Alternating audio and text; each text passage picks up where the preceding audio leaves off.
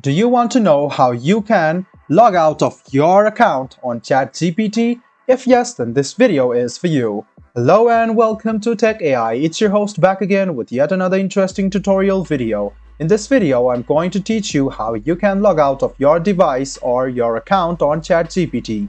Go ahead and open Chrome or Edge browser and then search for ChatGPT on your search bar. Go to chatgpt.com, make sure you are logged in, and what you need to do is click on your profile, which you can see on the bottom left hand corner of your screen.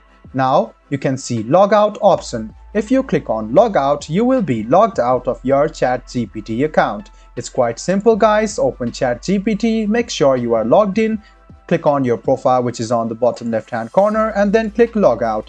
This way you can successfully log out of your ChatGPT account. I hope this video was helpful for you. If you still have any kind of confusion, please do mention us on the comment section down below. Like the video, subscribe to the channel, and do hit the bell button for more. Hope to see you in the next video as well. Until then, goodbye, take care, and make sure you enjoy.